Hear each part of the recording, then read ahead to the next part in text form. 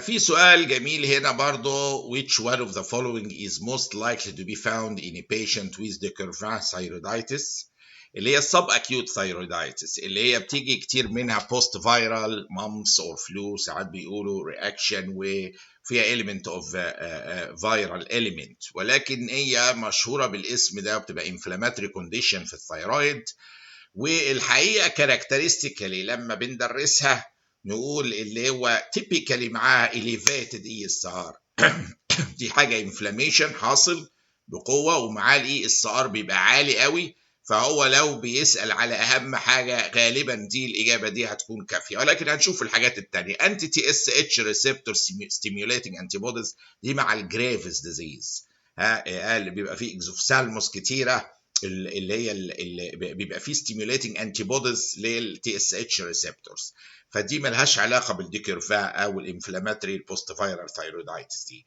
انتي ثايرويد بيروكسيديز انتي بوديز دي مع الهاشيموتو ثايرويدايتس اللي انيشيالي مع تكسير الخلايا تعمل ثايروتوكسيكوزيس وبعد شويه بتبدا تكسر في خلايا الثايرويد يحصل هايبو ثايرويدزم يقل الثايروكسين فدي من اسباب الهاشيموتو ايه ثايرويدايتس دي جريفز ديزيز دي هاشيموتو اللي هي انتي ثايرويد بيروكسيديز انتي بوديز ديكريس تي اس اتش الحقيقه مع اي حاله ثايروتوكسيكوزيس جايه بسبب افراز الثايروكسين من الثايرويد جلاند بالنيجاتيف فيدباك انهيبيشن يقل التي اس اتش فايتس نوت ريلي ديستنكتيف يعني ما نقدرش نستخدمها عشان نفرق ما بين ديكيرفا وغيرها.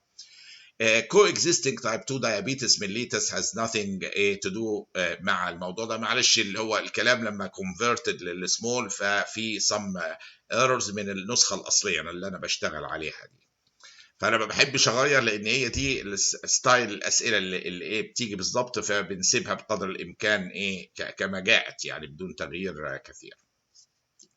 فكوإكزيستنس تايب 2 دايابيتس ده ملوش اي علاقه كده تقول لي يقينا دي كيرفا الحاجه الوحيده اللي تمشي معاه مشهوره قوي بنشخص بيها كديستنكشن رائع اللي هو elevated اي اس ار فدي حاله ديكيرفا ثايرويدايتس بتبقى painful swelling في الثايرويد جلاند triggered بفيرال انفكشن زي المامس والفلو ما قلنا وموست commonly seen في women ما بين ايج 20 ل 50 في enlargement كده هوت وسموث غالبا it usually causes high temperature وpain في النك inflammation يعني واضح عشان كده الاي اس ار بيبقى عالي معاها التمبريتشر عاليه pain في منطقه الثايرويد والجو والاير بيبقى referred pain للجو والاير وانفليمد ثايرويد جلاند enlarged وفيفر واي اس ار عالي ودي البيوبسي بتاعتها. عندي هنا سؤال بيقول child 5 years is old يعني is shocking in a toy in front of you and he is conscious and coughing effectively نعمل له ايه؟ هل نعمل سي بي ار ولا هيمليك مانوفر ولا encourage coughing ولا reassure العيان؟ كل السي بي ار والهيلميك مانوفر لو العيان ما هوش قادر يكح لكن طالما قادر يكح يبقى اول ستيب دايما انكارج الكافينج الكحه دي هي كفيله انها تخرجه ما نتدخلش غير لو الموضوع وصل لمرحله انه مش قادر يكح هنا ندخل بقى بالسي بي ار هيلميت مانوفر الى اخره فهنا السي بي ار should be performed في الحالات دي when a person shows no signs of life كلمه مهمه قوي or when they are unconscious او unresponsive او not breathing او not breathing normally معذره يعني في خطا هنا بس لغوي مكرره not breathing normally لو العيان ده مش قادر يتنفس مش فايق not responsive او no signs of life نتدخل بالسي بي ار لانه هو كده ما هوش قادر يكح يعني لكن لو هو قادر قدامنا وواقف قادر يكح يبقى encourage الكافينج دي تاخد برايورتي طالما هو فايق كونشس اهي بيقول كونشس وكافينج افكتفلي يبقى كل اللي محتاجه شويه كحه زي اكتر وممكن دي الريفلكس يشتغل ويخرج الحاجه اللي داخله عنده في التراكيه فدي من الحاجات المهمه ان السي بي ار ما يتعملش غير لو البني ادم اوريدي خلاص ما فيش ساينس اوف لايف او انكونشس او انريسبونسيف او ما فيش بريذنج نتدخل بسي بي ار مش في كل طفل شوكينج هتدخل له سي بي ار او مانوفرز. لا، الاول انكارج الكافنج طالما هو فايق قدامي بيكح، بس انكارج الايه الكافنج في المرحله الاولى.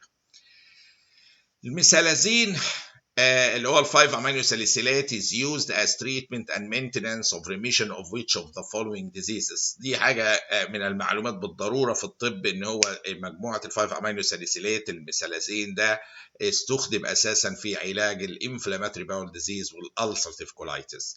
البيست ديزيز بتراي كورتيزون احيانا. السيلياك ديزيز الجلوتين انتروباثي مش ما تتعالجش بميثالازين، دي علاجها ان انا اوقف الايه الجلوتين من الدايت. البرايمري ديسمينوريا ما لهاش علاقه بالميثالازين خالص، يعني هو مش مخصوص ليها، لكن هو مخصوص للالسرتيف كولايتس. الويبل ديزيز ده بيبقى انفكشن حاصل بمايكروباسيلاي بتتشاف بالالكترون مايكروسكوبي جوه الانتستينال سيلز وبتعمل مال ابسوربشن سندروم، بنعالجها بانتي بايوتكس اساسا. فالحقيقه الميثالازين ده شبه يعني تخصص بتاعه ايه الالسراتيف ايه كولايتس. فادي هنا شكل الالسراتيف كولايتس اهوت، وبنقول ميثالازين is used as treatment and maintenance for a ulcerative colitis.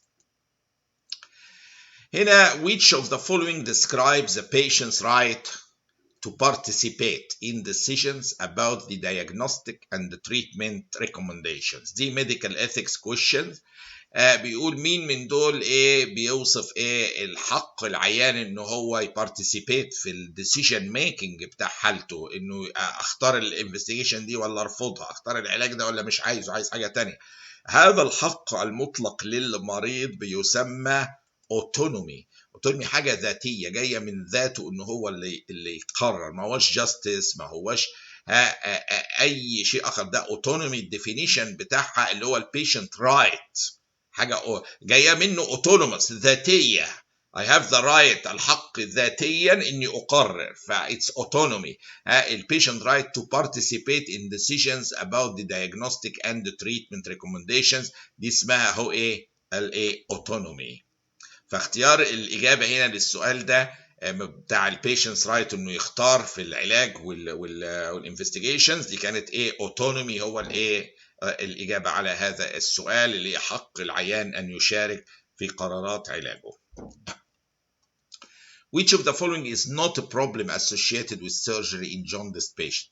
يعني هو عاوز يقول الحقيقه ان كل دول في مشاكل ليهم علاقه بالجوندس بيشنت، وممكن تبقى مشاكل في اثناء الجراحه، لكن في كونديشن معينه ملهاش علاقه بالجوندس، مش هتحصل مع الجوندس، مش المفروض يعني ايه دي كومبليكيشن ليها اساسا. فالكلوتنج ديس اوردر بيحصل مع الجوندس لان في ليفر سيل فيلير مش عارفه تصنع البروثرومبين والاذر كواجوليشن فاكتورز. هيباتورينال سيندروم دي مشكله كبيره جدا مع الجراحه، دي رينال فيلير حاصله بسبب ايه هيباتيك فيلير، يسموها هيباتورينال سيندروم، بيبقى فيها ميدياتورز معينه وميكانيزمز مختلفه، ولكن تشتغل على acute renal failure is rather complicated issue. ممكن يحصل كومبليكيشن لعيان في جوندس لو عنده ليفر سيل فيلير. انفكشن طبعا عيانين الهيباتو سيلولار فيلير بيبقى عندهم مشكله في الاوبزونايزيشن بتاع البروسيس بتاع الاميون سيستم، والليوكوسيتيك ديسفانكشن برضو موجوده بسبب التوكسيك ميتابولايتس المتجمعه، ممكن امبير قدره البني ادم انه يقاوم، ودي تساعد ان يحصل انفكشنز في الجراحات. بور ووند هيلينج نفس الوضع، ان هو بيبقى البني ادم في كاتابوليك ستيت في الليفر سيل فيلير العامله جوندس، وممكن تامبير ايه الوند هيلينج. مايوكارديال انفاركشن يعني ملوش دايركت ريليشن شيب بحالات الايه الجوندس او الليفر سيل فيلير.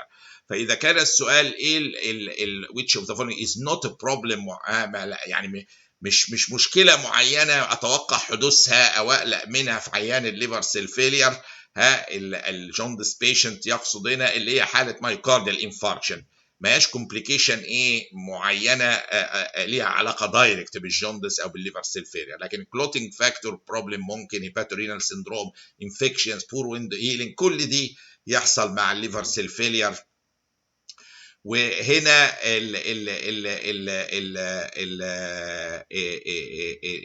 الحالات اللي هي بتاعه الليفر سيل فيلير زي ما بقول اللي هي بتبقى معاها defect في clotting factors او hepatorenal syndrome او infection او poor wound healing، دي حالات يعني تخليني ايه ابقى worried ان هو يحصل complication مع السيرجري. ولكن المايوكارديال انفاركشن ما هوش حاجه معروفه للدرجه انها ليها علاقه بالليفر بروبلم او جوندست بيشنت، فايتس نوت ان ايشو to consider significantly في عمليات السيرجري. ممكن حاجات تانية، ده موضوع ايه اخر. ونشوف السؤال اللي بعد كده باذن الله.